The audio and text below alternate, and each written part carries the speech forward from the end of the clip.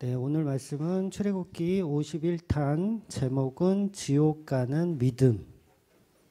출애굽기 14장 24절에서 31절까지 보겠습니다. 출애굽기 14장 24절에서 31절 같이 읽겠습니다. 시작. 새벽에 여호와께서 물과 구름 기둥 가운데서 애굽 군대를 보시고 애굽 군대를 어지럽게 하시며 그들의 병거 바퀴를 벗겨서 달리기가 어렵게 하시니 애굽 사람들이 이르되 이스라엘 앞에서 우리가 도망하자. 여호와가 그들을 위하여 싸워 애굽 사람들을 치는도다. 여호와께서 모세에게 이르시되 내 손을 바다 위에 내밀어 물이 애굽 사람들과 그들의 병거들과 마병들 위에 다시 흐르게 하라 하시니 모세가 곧 손을 바다 위에 내밀매 새벽이 되어 바다의 힘이 회복된지라. 애굽 사람들이 물을 거슬러 도망하나 여호와께서 애굽 사람들을 바다 가운데서 엎으시니 물이 다시 흘러 병거들과 기병들을 덮되 그들의 뒤를 따라 바다에 들어간 군대를 다 엎으니 하나도 남지 아니하였더라. 그러나 이스라엘 자손은 바다 가운데를 육지로 행하였고 물이 좌우에 벽이 되었더라. 그날에 여호와께서 이같이 이스라엘 애굽 사람의 손에서 구원하심에 이스라엘이 바닷가에서 애굽 사람들이 죽어 있는 것을 보았더라. 이스라엘이 여호와께서 애굽 사람들에게 행하신 그 큰 능력을 보았으므로 백성이 여호와를 경외하며 여호와와 그의 종 모세를 믿었더라. 아멘. 네, 오늘 이제 애굽 군대는 홍해 바다에서 빠져 죽습니다. 본문에서 이제 애국 군대가 하나도 남지 않았다고 얘기해요. 하나도 남지 아니하였다. 그리고 이스라엘 백성들은 구원해 내시는 거죠. 구원해 내시는 것. 그래서 예수님의 십자가를 통한 천국과 지옥, 구원과 유기를 상징적으로 보여주고 있는 대목입니다. 31절에 보면 백성들이 여호와를 경외하며 또 그정 모세를 믿었더라 라고 말씀하고 있어요. 그래서 오늘은 십자가 구원의 믿음이 어떤 것인지에 대해서 조금 더 구체적으로 나눠볼까 합니다. 그래서 오전에도 그런 뉘앙스로 말씀드렸는데 먼저 오늘 이스라엘 백성들이 홍해바다를 건너서 살아나는 사건에서 우리가 반드시 놓쳐서는 안 되는 것이 뭐냐면 십자가가 단순하게 인간을 위한 인간을 구원하기 위한 목적이 아니라는 거예요. 그러니까 보통 예수님의 십자가를 우리는 나를 구원하기 위해서 오신 십자가라고 우리는 쉽게 생각을 하고 또 그동안 또 그렇게 믿어왔을 거예요. 근데 그게 본질이 아니라는 거예요. 그 인간을 구원하는 과정은 본질은 아니고 하나의 과정, 말 그대로 그냥 과정일 뿐이고 정말 최종 목적은 따로 있더라는 거죠. 근데 우리는 인간이다 보니까 우리 인간 구원하는 걸 우리는 최종 목적으로 봐요. 하나님이 나를 구원하는 것이 최종 목적이다. 하나님은 나를 구원하기 위해 오셨다. 그런데 그거는 우리가 생각하는 욕구일 뿐이고 성경은 그렇게 얘기하고 있지 않다라는 거죠. 그러니까 우리는 인간 위주로 성경을 해석하고 풀다 보니까 최종 목적지에 우리 인간을 갖다 놓고 있지만 창조 자체도 우리 인간은 하나님이 나를 위하여 바다를 만드시고 태양을 만드시고 별을 만드시고 나를 위하여 다 하셨다. 우린 이렇게 우리를 주인공 삼아서 얘기해요. 그러니까 이스라엘을 구원하기 위해서 홍해를 가르셨다. 이렇게 보는 거죠, 그냥 단순하게. 근데 분명하게 이스라엘을 지금 구원하고 있는 본질적인 목적은 따로 있었더라는 거예요. 그럼 그 목적이 뭐냐? 인간 구원보다 이스라엘을 구원하는 것보다 더 큰 목적이 뭐냐? 그게 이제 지난주 본문에 있었던 말씀인데 다시 한번 읽을게요. 14장 17절하고 18절 말씀입니다. 시작. 내가 애굽 사람들의 마음을 완악하게 할 것인즉 그들의 그 뒤를 따라 들어갈 것이라. 내가 바로와 그의 모든 군대와 그의 병거와 마병으로 말미암아 영광을 얻으리니 내가 바로와 그의 병거와 마병으로 말미암아 영광을 얻을 때래야 애굽 사람들이 나를 여호와인 줄 알리라 하시더니. 그러니까 지금 이 말씀은 뭐냐면 인간을 구원하고 죽이고 요게 목적이 아니라 최종 목적은 하나님이 영광 받으시기 위한 도구들로 사용되어지고 있다라는 거예요. 아주 정확하게 나와 있어요. 그러니까 우상 숭배하는 뭐 애굽을 심판하고 이스라엘을 뭐 구원해주고 뭐 이런 거는 본질이 아니고 그거는 하나님께서 영광을 받기 위한 하나의 과정으로 지금 표현한다는 거예요. 그래서 놀라운 것은 이 지금 애굽을 물속에 빠뜨려서 죽이시잖아요, 하나님이. 근데 뭐라 그러냐면 하나님이 애굽을 완악하게 하여 빠뜨려 죽였다는 거예요. 이게 도대체 말이야, 막걸리야? 예? 이 말이 안 되잖아요. 근데 성경은 계속 이런 식으로 얘기하고 있거든요. 우리는 보기 싫어서 안 보는 것 뿐이고, 해결이 안 되는 것 뿐이지, 사실 성경을 처음 보는 사람들이면, 이런 나쁜 하나님이 어디 있어? 자기가 만들어 놓고, 자기가 마음을 완악하게 하고, 자기가 죄를 짓도록 한 다음에, 빠져 죽이게 한 다음에, 그걸 또 영광으로 삼는데, 하나님이. 와, 이거 완전 나쁜 하나님 아니에요? 여러분, 이 말씀에서 우리는 우리 인간이 갖고 있는 이성적인 어떤 철학, 종교적 사상들 다 무너져야지 이게 볼 수가 있어요. 다 무너져야 돼요. 무슨 말이냐면 하나님은 한마디로 유일하신 절대 신인데 그 신의 속성을 죄인된 인간의 잣대로 판단한다는 것은 불가능하다는 얘기를 지금 하고 있는 거예요. 그러니까 이게 상식적으로 이해가 안 가잖아요. 이해가 안 되잖아요. 파라오를 완악하게 하시고 죄를 짓게 하시고 또 그 죄를 또 심판하시면서 영광을 받으시려고 하고 완전 함정수사. 함정수사예요. 죄도 없는 파라오예요. 생각해보세요. 죄가 없어요. 근데 하나님이 죄를 짓게 해놓고 심판해. 그리고 그걸 영광으로 받아. 와, 이거 알다가도 모를 일이에요. 여러분, 이런 하나님은 어떻게 지금 믿고 계세요? 신기하네요. 어떻게 믿고 이렇게 계시지? 하나님은 선하신 분이시라면서요. 선하신 분. 근데 이게 뭐가 선하냐고요. 완전히 고집불통 자기 마음대로. 이런 하나님 아니에요?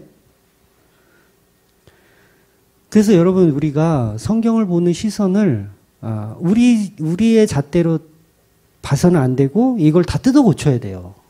이 인간의 시선으로 계속 보니까 성경 말씀이 안 풀리는 거예요. 그러니까 인간의 노력이나 상식으로는 불가능한 게 성경입니다. 그래서 반드시 성령께서 개입을 해야 보이는 거예요. 네. 다시 정리를 해드리면 하나님이 일하시는 방식은 인간의 선악구조를 다 무시해버립니다. 네. 우리는 우리의 선악구조로 봤을 때 이거는 말이 안 돼. 하나님은 선하신 분인데 이보다 악한 하나님이 어디 있어? 그러니까 우리는 이 선악구조로 보니까 해결이 안 되는데 성경을 제대로 보려면 인간의 선악구조를 먼저 부시셔야 된다고요.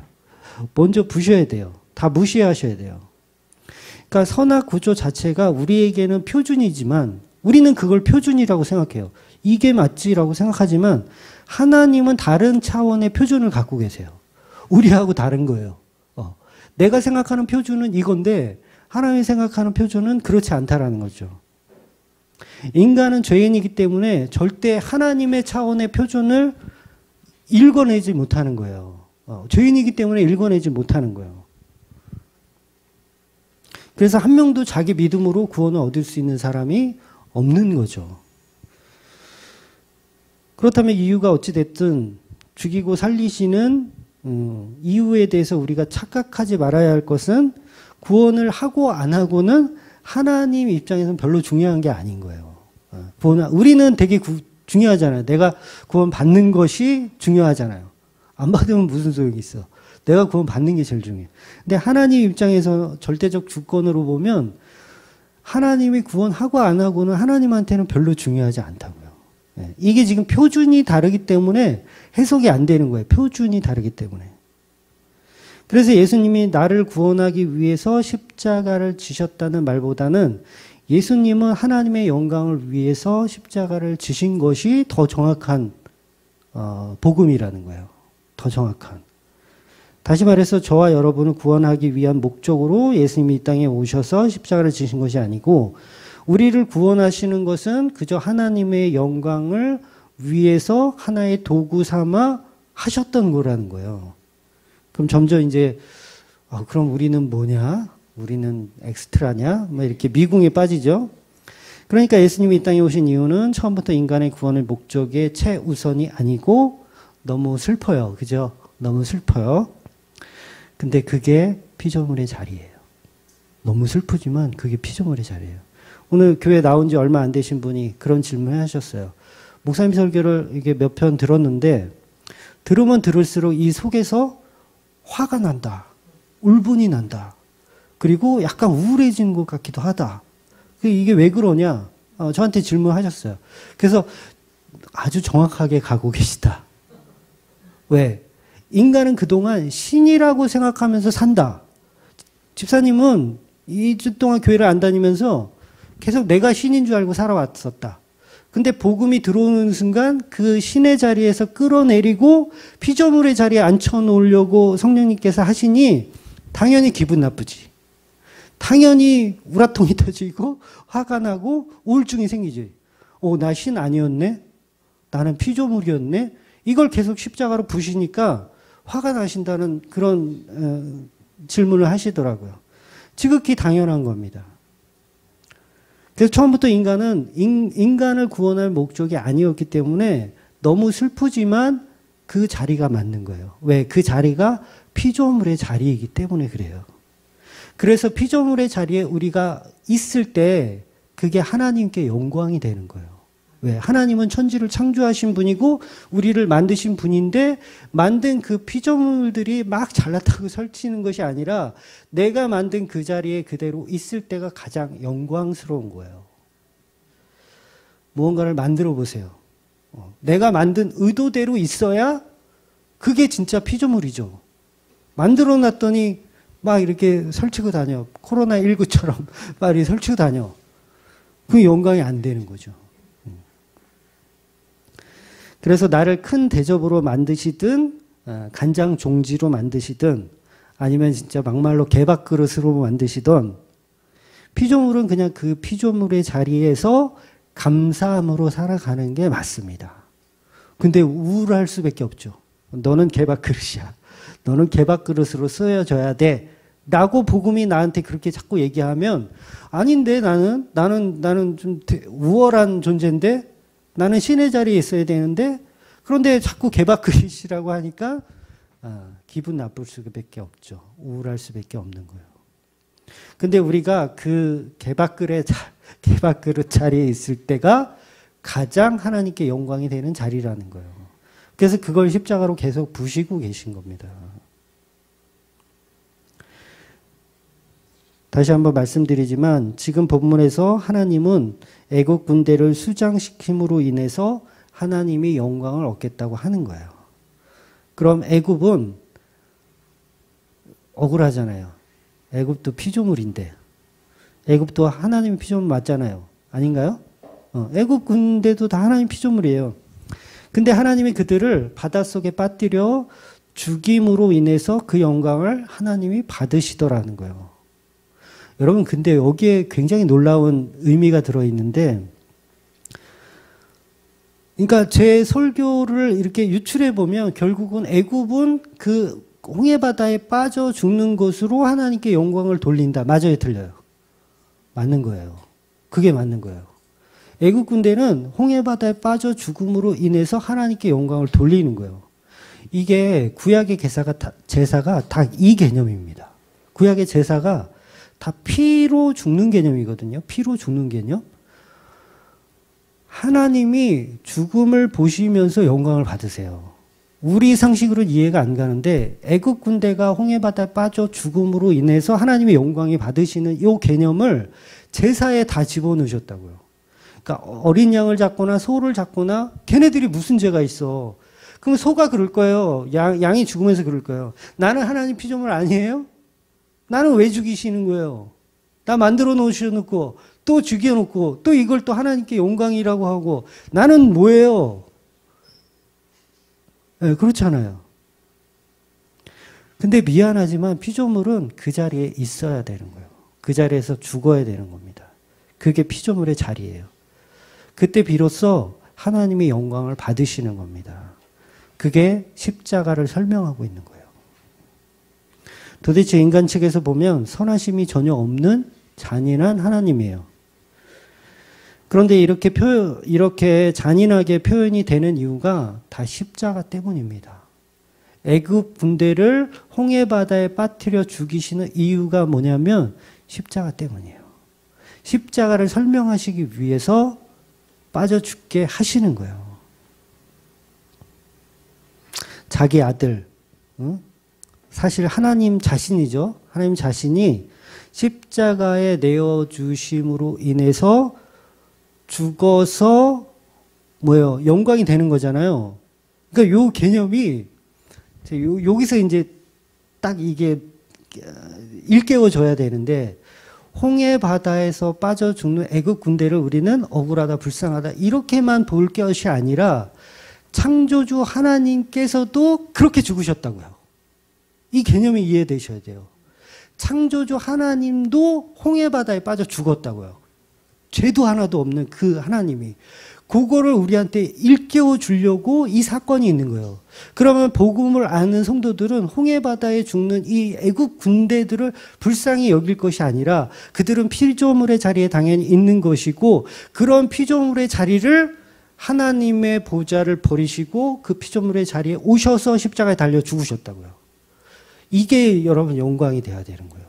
이게 어마어마한 기독교입니다. 이게 말 그대로 그 어마어마한 기독교예요. 근데 다른 종교에서는 이걸 흉내낼 수가 없어요. 다른 모든 종교에서 하나님이 인간의 모습을 하고 와가지고 죽는 경우가 있냐고요. 없어요. 어느 문헌을 찾아봐도 그런 경우는 없어요. 기독교가 그렇다는 거예요. 그러니까 홍해바다에서 빠져 죽는 것은 사실은 누가 죽는 거냐면 예수님께서 죽으시는 거예요. 그렇게 죽어서 뭘 이루어내시냐면 재창조를 이루어내시는 개념인 거예요. 그러니까 이거를 피조물과 신이 연합되었다라고 표현하는 거예요, 성경이. 굉장히 이게 놀라워요. 이게 좀, 이거를 좀 제가 인간의 언어로 막 이렇게 설명하기가 그냥 주사 한 대씩 이렇게 약을 하나 만들어서 주사 맞으면 다 이해되게 총감이 그렇게 될지는 모르겠지만, 네. 그러니까 이게 잔인한 게 아니에요. 잔인한 건 인간이 잔인한 겁니다. 하나님이 피조물의 모습으로 이 땅에 오신 그 하나님을 우리가 어떻게 해요? 죽여버리잖아요. 채찍으로 때리고 가시면류가 치워서 죽여버리잖아요. 누가 잔인한 거예요?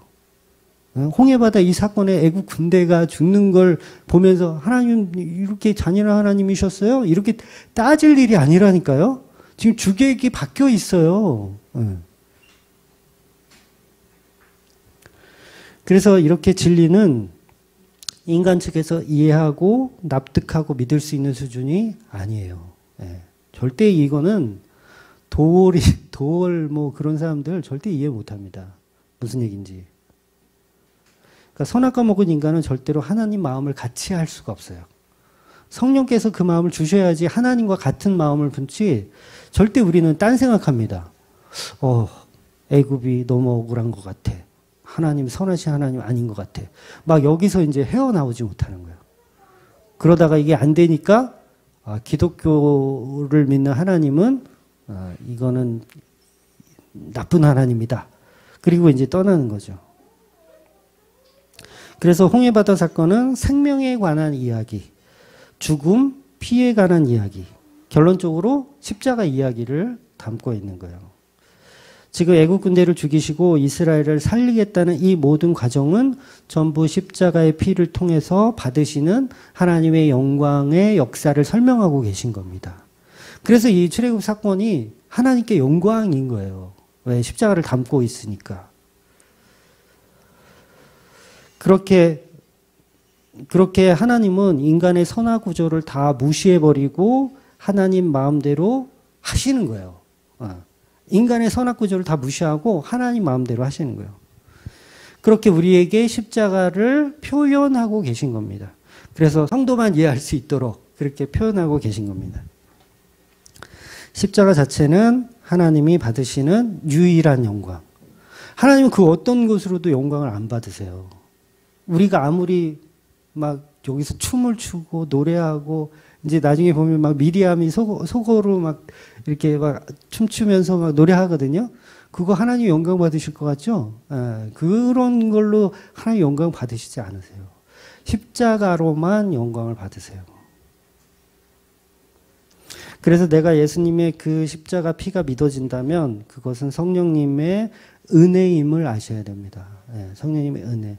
그래서 복음 모르는 사람들을 단순히 우리가 시기하고 막 지혜가 부족하다 막 이렇게 정죄하고 이럴 게 아니라 사실 나도 너랑 똑같은 존재일 뿐인데 나에게 특별한 은혜를 주셔서 내가 복음 안 거지. 그러면 어때요? 그 복음 모르는 사람들을 긍휼히 여길 수밖에 없겠죠. 나는 내가 똑똑해서 복음 안 거 아니니까 긍휼히 여길 수밖에 없는 거예요. 물론 잘 안 되기는 해요. 자꾸 똥멍충이라고 얘기하고 자꾸 이 정죄하게 돼. 그런데 사실은 그 사람하고 나하고 다를 게 없는 거예요, 사실. 똑같은 건데 하나님이 은혜를 주셔서 나는 이스라엘 쪽에 서 있는 것 뿐이고 또 그 사람들은 애굽 쪽에 서 있는 것 뿐인 거예요. 그래서 우리가 복음을 아는 것도 전부 믿음을 선물로 받은 은혜라는 것을 알게 되셔야 되는 겁니다. 그러니까 복음 알았다고 잘난 척할 수가 없죠. 우리는 전부 하나님의 은혜로 값없이 받은 것이기 때문에 그렇습니다. 그래서 전도는 긍휼한 마음으로 하셔야 됩니다. 절대 나는 너보다 우월하다는 식으로 전도하는 것은 이미 전도자가 아니에요. 우리 복음 안다는 사람들이 그런 오류를 좀 범해. 저도 많이 범하거든요. 나는 너보다 복음 알아. 나는 너보다 좀 우월해. 막 이런 거. 요게 사실은 바른 이해가 아니잖아요. 나도 은혜로 받았는데, 공짜로 받았는데, 나도. 그래서 은혜를 까먹어요, 계속. 은혜를 까먹어. 그래서 사도행전 16장의 그 바울의 모습도 자꾸 은혜를 까먹는 거예요. 자기가 우월하다고 생각하는 거예요. 야, 마가 이 녀석은 복음도 하나도 모르고 따라와 봐야 속만 새겨. 이런 애는 제껴. 내가 우월한데 뭐, 그까짓 거 뭐, 나 혼자 하지 뭐. 라는 식으로 바울이 가더라는 거예요. 그래서 복음을 안다는 사람들 중에서도 결국은 가짜로 계속 드러나는 겁니다. 가짜로. 나중에 바울도 계속 가짜로 이렇게 드러나는 거예요. 그래서 복음을 안다는 수많은 사람들 중에서 가짜가 그렇게 많이 있는 거예요. 오늘 본문 마지막 31절에 보면 이스라엘이 여호와께서 애굽 사람들에게 행하신 그 큰 능력을 보았으므로 백성이 여호와를 경외하며 여호와와 그의 종 모세를 믿었더라 라고 말씀하고 있잖아요. 근데 이스라엘 백성들이 믿는 모세와 하나님 믿는다고 지금 고백하잖아요. 이 믿음이 진짜 성경이 말하는 구원받은 그 믿음 맞나요? 잘 이해하셔야 돼요. 절대 아닙니다. 지금 이 믿음은 구원받는 믿음 아니에요. 얼마 못 가서 이 믿음이 온데간데 없어져요. 그럼 뭐예요? 이거 가짜 믿음이었다는 거예요. 예수님께서 병자를 고치고 오병이의 기적을 보여주시고 사람들이 얼마나 예수님을 응원해요. 예수님 얼마나 믿었습니까? 근데 그게 진짜 믿음 아니었잖아요. 진짜 천국 가는 믿음이 아니었어요. 그러니까 진짜 믿음은 하나님의 능력을 보고 믿는 게 아니에요. 하나님 막 홍해를 막 갈라. 너무 놀랍지 않아요? 그 현장에 우리가 있었다고 해보세요. 여러분 다 믿을걸요? 아마 한 명도 나는 하나님 안 믿어. 홍해? 우연히 갈렸겠지? 뭐 이런 사람 없을 거란 말이에요. 다 믿어요. 근데 그 믿음으로는 구원이 없다는 얘기예요. 그건 거듭나지 않은 거거든요. 그 믿음은. 누구나 믿어요. 제가 여기서 막 레이저 쏘고 병자 고치고 막 해봐요. 다 믿지? 누가 안 믿을 거야? 다 믿지. 어? 안 믿는 사람 있으면 내가 다리를 다 분질러놔, 내가. 막 이렇게. 길을 막 줘가지고. 그럼 다 믿어요, 다 믿어. 근데 그 믿음으로 천국 간다, 못 간다? 못 가는 믿음이에요. 그거는 그냥 이교도들도 하는 엉터리 믿음이라는 거예요. 이단들도 그 정도 믿음은 다 있잖아요. 신천지 얼마나 믿음 좋아요. 신유은사에서 주여 주여 해가지고 외쳐도 그들에겐 구원이 없어요. 왜냐하면 믿음이라는 것은 오전에 설명드렸지만 십자가가 빠져버리면 그거 믿음 아닌 거예요. 십자가가 빠져버리면. 그냥 지옥으로 열심히 달려가는 것 뿐이죠. 그 믿음 갖고 지옥으로 열심히 달려가는 것 뿐인 거예요. 진짜 구원받는 믿음은 어떤 것이냐면 십자가 믿음인데 십자가에 무기력하게 죽은 그 예수를 믿는 것이 진짜 믿음입니다. 구원받은 강도는요, 자기를 지금 이 십자가에서 내려달라는 고백을 하지 않았어요. 나 지금 여기서 내려줘, 나 살려줘, 나 너무 아파. 예수 믿을 테니까 나 건강하게 해줘. 라고 하지 않았어요. 구원 못 받는 사람은 내려달라고 했죠. 십자가에 우리를 다 내려줘라. 그럼 하나님이 그것도 못하냐? 라는 식으로 나를 좀 건강하게 해줘라. 뭐 이렇게 했단 말이에요. 그것도 어떻게 보면 물론 조롱이지만 안 될 것 뻔히 알면서 했던 조롱이지만 어떻게 보면 그것도 믿음인 거예요. 우리를 십자가에서 내려달라. 당신이 하나님이라며 내려달라. 구원받은 강도는 그냥 십자가에 죽겠다고 한 거예요. 구원받은 강도는 내려달라고 안 했어요. 그냥 나는 내 죄값으로 인해서 나는 십자가에 죽겠다. 다만 예수님과 함께하고 싶다라는 고백을 한 거예요. 십자가를 제대로 본 거죠. 이 구원받은 강도는 다른 게 목적이 아니었어요. 나 안 아프게 해줘. 나 고통스러워. 이거 해결해줘가 아니라 나는 당신과 함께 하고 싶다. 그 얘기한 거예요. 거기에는 어떠한 기복도 없어요. 그냥 예수님이 참 메시아이신 것 같다. 십자가가 진짜인 것 같다라고 하고 그냥 함께 하고 싶다라는 고백을 한 거예요. 그랬을 때 예수님께서 너가 나와 함께 낙원에 있을 것이라는 그 선포를 하시는 거예요. 구원의 선포를. 아니 막말로 하나님의 아들이 정말 전지를 창조하신 그 하나님이 나하고 함께 하시면 무슨 더 뭐가 필요해요? 에? 뭐 해결해 달라는 게 그게 필요할까요? 하나님이 나의 신랑이 되어 주신다는데 예수님 나의 신랑이 되어 주시고 나의 친구가 되어 주시고 나의 주인이 되어 주시고 그러신 하나님 앞에서 나 안 아프게 해주세요. 나 돈 많이 벌게 해주세요. 이런 고백을 하는 자체가 이미 그건 믿음이 없는 거예요. 예, 그건 바른 믿음이 아니고 십자가 믿음이 아닌 거예요. 그래서 예수님께서 나의 친구가 되어주신다고 하는데 무슨 상급이 필요해요? 그거 진짜 나는 이해가 안 가. 저는 복음 잘 몰랐을 때부터 상급에 대해서는 정말 이상하다고 생각했거든요. 정말 이상한 거예요. 혹시 면류관이 주어지더라도 그거 벗어서 주님 앞에 돌려드리는 게 그게 친구잖아요. 예수님의 친구고 예수님의 종이고 신부죠, 그게.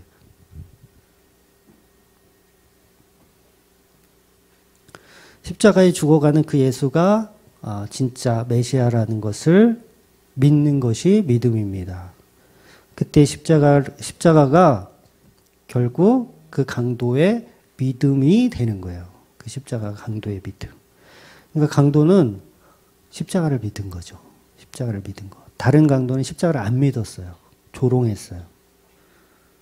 그래서 부활하신 예수님도 제자들에게 그 믿음을 주시기 위해서 제자들을 찾아가신 겁니다. 이제 십자가 믿어라. 그 얘기하려고 부활하시고 말씀하시는 거예요. 제자들 머릿속에는 지금 뭐가 있어요? 새로운 이스라엘의 건설. 그게 머릿속에 들어있어요. 십자가와는 무관한 믿음들이 들어있어요. 그래서 예수님 찾아가서 그 십자가와 무관한 이 머릿속에 있는 것들을 다 끄집어내서 십자가 믿음을 집어넣어 주시는 거예요. 그럼 우리가 교회 다니는 이유는 뭐냐면 처음에는 다 기복에서 출발한 사람들 많잖아요. 거의 다 교회 처음 나갈 때는 아, 우리 가정의 화목을 위해서 내가 신앙을 한번 가져볼까? 신앙생활 한번 해볼까? 옆집 아줌마가 교회 다니면 뭐 마음이 편해진다고 좋다고 하던데, 이런 식으로 해서 출발을 하지만, 이렇게 출발된 상태에서 성령님께서 개입을 하신다면, 그 머릿속에 있는 그 기복적인 것들을 다 끄집어내시고, 십자가를 집어넣어 주신다고요, 십자가를. 그걸 믿음이라고 하는 거예요, 진짜 믿음. 그러니까 우리가 교회를 다니면서 엉뚱한 방향성으로 계속 보면 이거는 저는 예수 안 믿어요 하는 얘기하고 똑같아요. 그러니까 형통과 번영과 로또 1등 주신 하나님, 부흥 주신 하나님, 이거 다 가짜입니다. 다 가짜 믿음이에요. 구원은 믿음이 아니고 십자가와 무관한 사람들이 하는 모든 구원의 믿음은 다 가짜라고 보시면 돼요. 자기가 만들어 놓은 자기 우상이에요. 자기 우상. 그래서 제가 조금 심하게 얘기해서 그걸 지옥 가는 믿음이라고 표현한 거예요. 지옥 가는 믿음. 그러니까 타 종교인이나 기독교인이나 심지어는 기독교 안에서도 십자가 믿음이 아닌 다른 믿음을 가지고 있으면 그건 다 엉터리 믿음입니다. 그러니까 열심히 살다가 지옥 가는 믿음을 가지고 있는 거예요. 그래서 교회가 그런 엉터리 믿음들을 계속 전파한다. 많이 전파들 하잖아요. 막 이렇게 전도하면서도 아, 우리 교회 나오면 복 받을 수 있어요. 우리 교회 나오면 삶의 문제가 해결할 수 있어요. 뭐 3대째 내려오는 그 저주의 사슬을 끊을 수 있어요. 막 이렇게 전도하는 건 뭐 하는 거냐면 마귀가 생각하는 마귀의 일을 같이 협조하고 있는 거예요. 같이 도와주고 있는 거예요. 오히려. 그러니까 마귀의 회당이라고 얘기하는 거예요. 그걸. 그러니까 교회에 앉아서 계속 주여 믿습니다. 나을 줄 믿습니다. 코로나19 떠나갈지어다. 막 이러고 있으면 그거를 기독교라고 할 수 있을까요? 예. 그냥 마귀의 해당이에요. 마귀의 해당. 십자가와는 무관한 기도들을 하고 있는 거예요. 무관한 기도. 물론 그럴 수는 있죠. 코로나19로 저 가정을 박살내어서 십자가를 보게 하여 주시옵소서. 뭐 이런 거면 그럼 어쩔 수가 없겠지만, 근데 사실 그렇게 기도하는 사람은 없겠죠. 예. 그래서 본질은 우리가 복음에 대한 본질을 정확히 알 필요가 있는 거예요. 십자가가 빠진 거는 무조건 그건 이교도 생활인 거예요. 이교도 생활. 그래서 우리가 믿어야 하는 것은 십자가 믿음밖에 없습니다. 다른 믿음은 전부 십자가 흉내내는 가짜 믿음입니다. 그래서 지금 애굽 사람들이 하나님을 믿어서 지옥 가는 거예요. 잘 이해하셔야 돼요. 애굽 사람들이 하나님 언제 믿었지? 믿었잖아요. 애굽 사람들 안 믿었어요? 믿었다가 안 믿었다가 믿었다가 안 믿었다가 계속 이러잖아요. 10대 재앙에서 봤잖아요. 10대 재앙에서 재앙을 한번 탁 보내면 이제 믿어. 그래 믿을게. 조금 있으면 또 아닌 것 같아. 그렇게 끌려왔어요. 계속. 이게 무슨 소리냐면 하나님 믿고 지옥 가는 거예요. 오늘 본문에서 애굽 사람들이 하나님을 믿은 거 아세요? 이 마른 땅에서 애굽 군대가 하나님을 믿어요. 이거 놓치기 쉬운 말씀인데 애굽 사람들이 결국은 하나님을 믿어요. 출애굽기 14장 25절 볼게요. 오늘 본문이죠, 이게. 출애굽기 25절 같이 읽을게요. 시작. 그들의 병거 바퀴를 벗겨서 달리기가 어렵게 하시니 애굽 사람들이 이르되 이스라엘 앞에서 우리가 도망하자. 여호와가 그들을 위하여 싸워 애굽 사람들을 치는도다. 와, 애굽 사람들이 하나님 믿어요. 와, 여호와 하나님이 이스라엘 편에 서셔서 이스라엘에게 승리를 주고 있다라는 걸 믿잖아요, 지금. 하나님 믿는 거예요. 근데 이 믿음이 지옥으로 끌고 가는 믿음이 더라는 거예요. 우리가 교회 다니면서 이러고 있다니까요, 지금. 애굽 사람처럼 하나님을 믿어요. 하나님 자체를 부정하는 게 아니에요. 교회 다니는 사람 중에서 하나님을 부정하는 사람 없어요. 다 하나님 믿어요. 근데 그게 어떤 믿음이냐고요. 애굽 사람들이 믿는 이 믿음이라고요. 그러면 지옥 가는 거죠. 이 믿음이면. 애굽 사람들의 이 믿음은 구원받는 믿음이 아니라 만약에 이 믿음으로도 구원을 받는다면 하나님 멈추셨어야 돼요. 스탑. 이제 애굽인들도 내가 여호와인 줄을 믿었더라. 그래서 애굽과 이스라엘이 서로 악수하고 서로 화해하고 친하게 지냈더라. 그래서 홍해바다를 이스라엘은 우측으로 가고 애굽은 좌측으로 가며 서로 해피엔딩으로 끝났더라. 이렇게 돼야 되잖아요.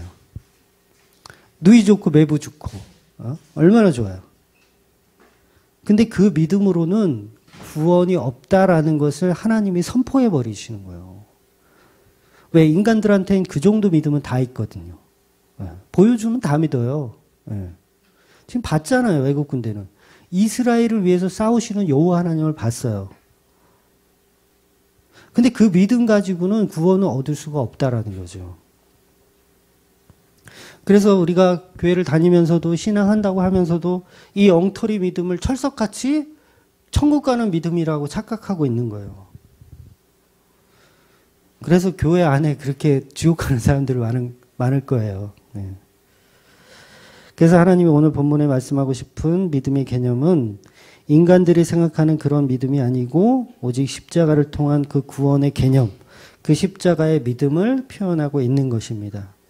그래서 이 십자가 믿음은 지난주 오전에도 계속 설명드렸지만 이 십자가 믿음은 인간의 소유화, 사유화하지 못하는 영역입니다. 이 말은 인간에게는 십자가가 없다는 말이에요. 십자가가 없어요, 인간에게는. 이제 좀 어렵지만 조금만 더 들어보세요. 지금 이스라엘도 애굽도 아무도 십자가 믿음 없어요. 이스라엘이 십자가 믿음 있나요? 없어요. 이스라엘도 없어요. 애굽은 당연히 없고 둘 다 없어요. 그래서 다음 장에 가면 이제 모세의 노래가 나와요. 모세의 노래가 나오고 누나 미리암이 속옷치며 춤추며 기뻐하며 난리 부르스를 쳐요. 말탄 병거들을 다 물속에 수장시킨 하나님 그러면서 막 이렇게 찬양을 하잖아요. 근데 그게 믿음이 아니라는 거예요. 그거 믿음 아니에요. 얼마든지 다 할 수 있어요. 그 정도. 저라도 그거 할 수 있어요. 그 애굽 군대를 다 쓸어버리시고 나를 살리신 하나님 얼마든지 찬양해요. 뻘거벗고도 찬양할 수 있어요. 그 상황이면 다윗처럼 춤추면서. 근데 그거는 믿음이 아니라 그거는 이제 일종의 감사라고 하는 거고 그건 믿음이 아닙니다. 물론 이 말이 모세나 미리암이 지옥 갔다는 얘기 아니에요. 그렇게 또 오버하진 마시고 병을 고쳐주시는 것은 감사예요. 전쟁에서 승리하게 해주시는 것도 감사. 그러나 그건 천국을 보내주는 믿음은 아니라는 거예요. 보통 우리가 교회를 다닐 때 병이 나았거나 사업이 잘 되었거나 이런 식으로 해서 교회를 다니기 시작하지만 그냥 그게 끝이라면 그냥 그게 끝이야. 교회 다녔더니 사업 잘 되고 번창해. 그래서 내가 계속 그런 식으로 예수를 믿었어. 그런 사람 천국 못 간다니까요. 왜? 십자가가 빠져있기 때문에 못 가는 거예요. 결국 애굽인들의 신앙생활을 해오는 거예요. 이스라엘도 마찬가지죠. 이스라엘도 결국 나를 구원하신 하나님을 위해 내가 찬양하고 기뻐하고 춤추며 예배하면서 난리 부르스 치고 오는 거예요. 근데 그건 구원과 무관한 행동이라는 거죠. 왜? 거기에는 십자가가 항상 빠져 있어. 인간은 하여튼간 십자가만 빼. 다른 건 다 비슷하게 하는데 교회 막 겸손 깨끗한 교회 다 있는데 십자가만 쏙 빼져 있어. 놀라운 거예요. 마귀 전략이에요, 그게. 마귀의 전략이에요. 십자가만 쏙 빼는 거. 그래서 출애굽기 17장에서 미리암이 속옷치고 춤추는 장면이 나오고 바로 이어지는 말씀이 뭐냐면 마라의 쓴물 사건이 나와요. 이제 정리가 되시죠? 그러면 그동안 해왔던 믿음들은 뭐라는 거예요? 다 개수작이라는 거예요. 마라의 쓴물 사건에서 다 폭로되잖아요. 야, 여기 광야에 와서 우리가 이제 마실 물도 없이 이제 다 죽이려고 하느냐? 이런 진짜 이렇게 되는 거예요. 그리고 또 뭐 나와요? 만나 사건 나오잖아요. 출애굽 메추라기 사건 나오잖아요. 야, 씨, 고기도 못 먹고 이건 파와 부추와 이 애굽이 더 좋다, 이 쌍. 이게 뭐예요, 이게? 이게 십자가 믿음이 아니었다는 거예요, 그동안은. 우리가 이렇게 신앙생활 하고 있다니까요. 이러면서 30년, 40년을 이렇게 신앙생활 하니까 결국은 주어지는 거는 상급 면류관이나 바라고, 상급이나 바라고. 생각해 보세요. 본문에서 이스라엘 사람들이 모세를 믿었다고 나와요. 하나님 믿었다고 나와요. 오늘 마지막 절에 하나님을 믿었더라. 모세를 믿었더라. 그리고 17장에 가면 춤추고 난리 부르스치고 막 그래요. 근데 그게 마실 물이 없으니까 결국은 모세를 원망한다고요. 근데 마라의 쓴물을 제가 이제 나중에 설명드리겠지만 마라의 쓴물도 사실 이게 예수님 얘기거든요. 완전히 마실 수 없는 그 물에 나뭇가지가 던져져서 그 물을 마실 수 있게 되는 십자가 이야기거든요, 그게. 그러니까 하나님께서 이스라엘에게 진짜 믿음이 무엇인지를 또 설명해 줘요. 너네가 갖고 있었던 그 믿음, 막 서고치고 춤추며 그랬던 믿음, 그거 아니야. 그건 하나님이 원하는 구원받는 믿음 아니야. 그거 다시 설명해 주신다고요. 그래서 우리는 여전히 애국 군대와 같은 수준으로 신앙생활을 하고 있어요. 그래서 맨날 깨져야 돼요. 저와 여러분이 맨날 깨져야 돼요. 그래서 저와 여러분의 믿음을, 이 개념을 부셔버릴 필요가 있어요. 가인이 하나님께 제사를 지내는데 믿음이 없었냐고요. 가인이 하나님께 제사를 드리는데 믿음이 왜 없어요? 자기 피땀, 눈물 다 담은 그 농사한 그 1년 동안 고생한 그 농산물을 가지고 하나님께 드리는데 왜 믿음이 없어요? 믿음이 있지. 믿음이 없으면 제사를 왜 지내요?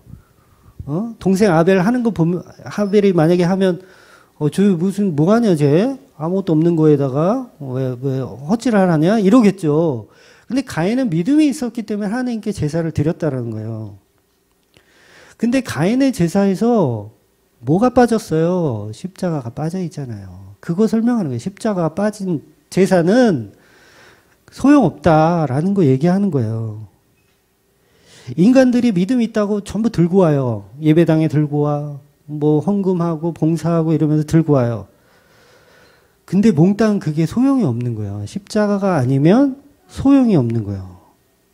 그러니까 우리가 설득하고 납득되게 해서 믿는 게 아니라니까요.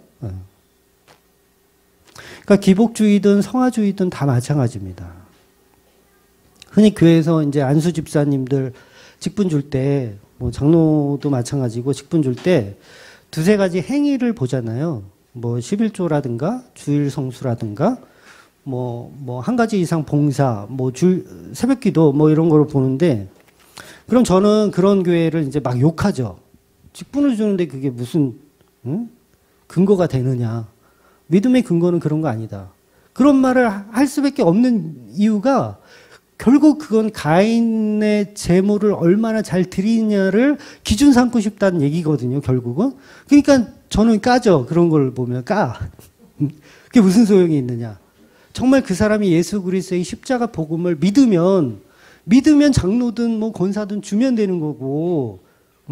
근데 그거를 인간이다 보니까 그 목사님들의 그 변명은 뭐냐면, 야, 우리가 다 인간이라서 그 사람 마음속에 들어가 보지 않았는데 그 사람이 십자가를 믿는지 안 믿는지 우리가 어떻게 아느냐. 그래서 행동을 통해서 다만 11조라도 하면, 아, 이 사람은 그래도 그 정도 금액은 교회에 헌금할 수 있을 정도의 믿음의 수준은 된다라고 판단하여 직분을 주는 거지, 그걸로 판단하는 개념은 아닌 거라고 이제 변명을 해요. 근데 그게 결국은 가인의 수준을 판단하는 기준일 뿐인 거예요. 오히려 가인이 재물을 더 많이 드리면 많이 드릴수록 그건 뭐예요? 죄잖아요. 많이 드리면 많이 드릴수록 죄예요. 중요한 거는 그가 정말 아벨은 딱 십자가를 정확히 드린 거거든요. 어린 양 예수 그리스도를 정확하게 드린 거예요. 그러니까 그 아벨이 드렸던 그 예배에 십자가가 있고 없고 그걸 정확하게 성경 우리한테 이야기해 주는 거예요. 아벨의 제사에는 예수 그리스도의 십자가가 있었다라는 걸 설명하는 거예요. 그러니까 제물이 뭐 곡식이다, 뭐 피다, 뭐 이런 개념이 아니라 예수 그리스도를 가지고 있느냐예요. 가인에겐 없었고 아벨에겐 있었다라는 거죠. 그래서 성경은 가인의 피땀 눈물 행위는 믿음 없음이라고 정의를 해버려요. 그냥 믿음 없음. 그러니까 우리가 믿는 믿음은 한편 간독처럼 그냥 십자가 구원을 믿는 겁니다. 구원받은 간독처럼 십자가를 그냥 믿는 거예요. 이 십자가만이 유일한 재창조의 역사라는 것을 그냥 믿는 겁니다. 그래서 홍해바다는 예수께서 십자가에 달려서 죽은 내용을 그대로 이제 담고 있어요. 죄인들을 어떻게 구원을 받느냐. 이스라엘이 착해서 아니면 율법적으로 살아서 아예 지금 이스라엘에게는 율법 자체가 없어요. 율법은 이제 광야에 가야 주어지잖아요. 광야에 들어가야 주어지잖아요. 지금 아직 홍해 바다를 건너는 상황이기 때문에 율법 자체가 없어요. 그래서 율법은 홍해를 건너고 이제 광야에서 주어지기 때문에 구원의 개념은 율법이 아니란 얘기예요. 율법 아닙니다. 구원의 개념은. 착함도 아니에요. 선함 아닙니다. 그거는 그냥 언약에 따라서 6월절의 어린 양 피로 만들어지는 거예요. 그 십자가의 피가 홍해를 가르는 것이고 우리는 그 피로 인해서 살아나는 거예요. 거기에 애국 군대나 이스라엘 군대나 둘 다 믿음은 없어요. 둘 다 믿음 없음이에요. 그냥 하나님이 선택하신 백성들만 구원해 내는 개념이에요. 그러니까 그 구원되는 그 사람들에게 그래서 하나님이 어떻게 해요? 계속 예수 그리스도의 십자가를 줘요, 안 줘요? 주는 거예요, 계속. 주는 거예요. 그러니까 여러분들이 예수를 믿어서 구원을 받는 이 개념이 내가 태어날 때부터 하나님이 사실은 얘는 내 신부로 정해놨어요. 이미 정해놨어요. 그러면 이 신부가 살아가면서 뭘 알게 하시냐면 성령께서 십자가를 알게 하시는 거예요. 계속 십자가를 알게 하시는 거예요. 그러니까 이스라엘 백성들이 믿음이 없잖아요, 지금. 그러면 뭘 알게 하시냐면 십자가를 알게 하시는 거예요. 그래서 광야 40년 동안 배우는 게 뭐냐면 십자가 배우는 거예요. 그 출애굽기 내내 제가 이제 어떤 상황에서 십자가를 가르치는지를 계속 제가 풀어드릴 거예요. 이렇게 풀어드릴 거예요. 그러면 우리 인생은, 성도의 인생은 태어나서 죽을 때까지 십자가만 배우다가 끝나는 거예요. 근데 그 배운다는 이 개념도 여러분 지식으로 이해하시면 안 됩니다. 지식으로 이해하시면 또 잘못 가신 거예요. 그건 또 영지주의 쪽으로 또 많이 치신 거예요. 지식으로 구원 없는 방식. 그게 아니라 그 십자가의 은혜를 계속 예수님이 설명하시면서 성도의 자리가 어느 자리인지 그 은혜가 얼마나 큰지를 계속 배워가시는 거예요. 그래서 천국문 앞에 섰을 때 내 자랑이 하나도 없게 되죠. 나는 죄인 중에 괴수일 뿐. 그냥 오직 십자가만 영광을 드러내는 그냥 피조물의 자리에서 죽이든 살리든 모든 것을 인정당하고 부인당하는 그 모습으로 사는 겁니다. 그래서 우리가 애굽 군대 역할이든 이스라엘의 역할이든 성도는 그게 1도 중요하지 않아요. 하나도 중요하지 않습니다. 어느 역할이든. 십자가의 영광이 중요한 거야. 십자가의 영광이 중요한 거. 그래서 지옥 가는 죄인으로 들통이 나더라도 피조물의 자리에 있는 사람들은 어떻게 반응하겠어요? 맞습니다. 저는 죄인입니다. 지옥 가도 마땅합니다. 이렇게 될 수밖에 없어요. 그래서 그 피조물의 자리를 계속 성경이 우리에게 말씀해 주고 있는 겁니다. 그래서 십자가의 영광만 배우고 십자가의 영광을 위해서만 사는 저와 여러분 되시기를 주의 이름으로 축원드립니다. 아멘. 기도하겠습니다.